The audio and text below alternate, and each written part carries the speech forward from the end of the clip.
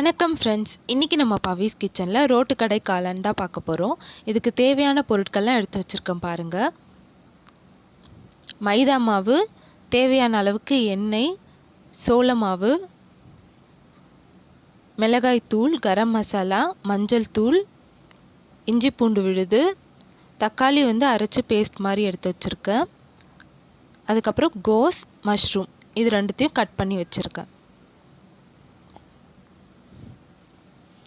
இப்போது நம்ம கட் பண்ணியிருக்க கோஸ் மஷ்ரூம் இதை சம அளவு எடுத்து கட் பண்ணிவிட்டு நல்லா தண்ணியில் போட்டு அலசி எடுத்துக்கணும். அதில் 2 கப் அளவுக்கு மைதா மாவு ஆட் பண்ணியிருக்கேன். ஆட் பண்ணிவிட்டு 1 கப் அளவுக்கு சோள மாவு கார்ன்ஃப்ளவர் ஆட் பண்ணிக்கிறேன். மஞ்சள் தூள் லைட்டாக ஆட் பண்ணிக்கிறேன். அதுக்கப்புறம் சில்லி பவுடர், தனி மிளகாய் தூள் ஆட் பண்ணிக்கோங்க. அதுக்கப்புறம் 1 ஸ்பூன் கரம் மசாலா ஆட் பண்ணிக்கிறேன். அதுக்கப்புறம் 1 ஸ்பூன் சில்லி பவுடர் ஆட் பண்ணிக்கிறேன். சிக்கன் பவுடர் இருக்கு இல்லையா, அந்த பவுடர் ஆட் பண்ணிக்கிறேன்.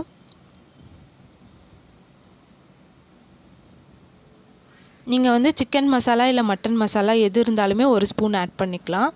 இல்லை ரெண்டுமே ஆட் பண்ணணுன்னாலும் ஆட் பண்ணிக்கலாம். ஒரு ஸ்பூன் ஆட் பண்ணிக்கோங்க, நல்லா டேஸ்ட் கொடுக்கும். இப்போ நம்ம தண்ணி இது கூட சேர்க்க வேணாம். ஏன்னா நம்ம காய்கறி கழுவும் போதே அதில் தண்ணி இருக்கும் கழுவி எடுத்த அப்புறம். அதனால் நீங்கள் தண்ணி ஆட் பண்ணாமல் உங்களுக்கு அந்த பவுடர் எல்லாமே நம்ம மிக்ஸ் பண்ணிவிட்டு அதை நல்லா கலந்து விட்டுட்டு தண்ணி வேணும்னா தண்ணி ஆட் பண்ணிக்கலாம். நம்ம சில்லி பவுடர் ஆட் பண்ணியிருக்கறதுனால இதுவே நல்லா கலர்ஃபுல்லாக இருக்கும்.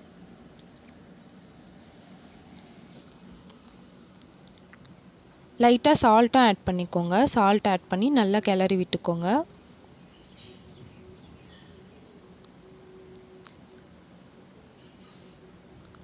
பாருங்கள், மாவு ரெடி ஆயிடுச்சு. எண்ணெய் வச்சு இதை நம்ம வடை மாதிரி நல்லா தட்டி வடை மாதிரி இதை பொரித்து எடுத்துக்கணும்.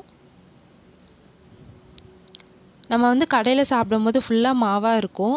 பட் நம்ம வீட்டில் செய்கிறோம் அப்படிங்கிறப்ப நம்ம நிறைய காய்கறி யூஸ் பண்ணிக்கலாம்.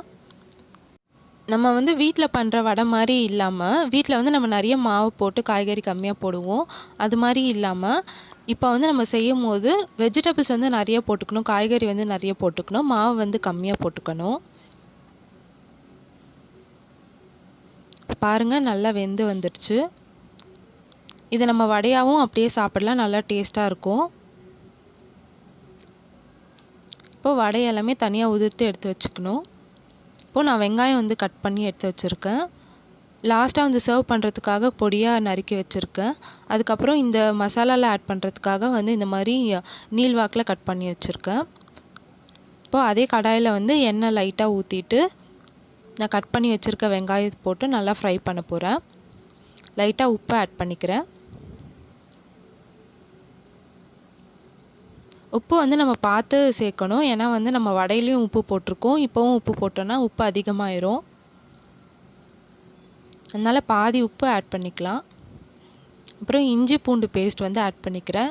இஞ்சி பூண்டு பேஸ்ட் உங்களுக்கு ஆப்ஷனல் தான், வேணும்னா நீங்கள் ஆட் பண்ணிக்கலாம். இது நல்லா வதங்கின அப்புறம் நம்ம அந்த தக்காளியை அரைச்சி வச்சுருக்கோம் இல்லையா, 1 தக்காளி இல்லை 2 தக்காளியை அரைச்சி நம்ம அந்த ஜூஸ் எடுத்து வச்சுக்கணும். அதை ஆட் பண்ணிக்கிறேன்.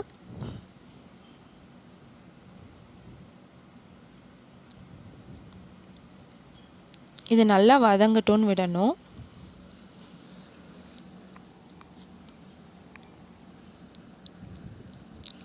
ரோட்டு கடை காளான் நிறைய பேருக்கு ரொம்ப பிடிக்கும். ஸோ இதை கண்டிப்பாக ட்ரை பண்ணி பாருங்கள் வீட்டில் ஒரு வாட்டி.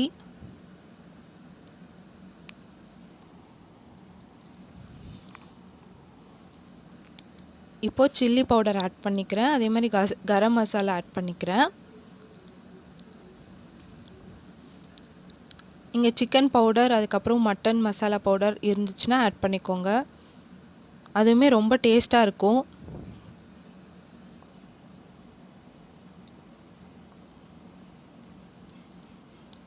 இப்போது இந்த மசாலாலாம் நல்லா ரெடி ஆனதும் நம்ம உதிர்த்து வச்சுருக்கோம் இல்லையா, அந்த வடை எடுத்து இது கூட ஆட் பண்ணி நல்லா கிளறிக்கணும்.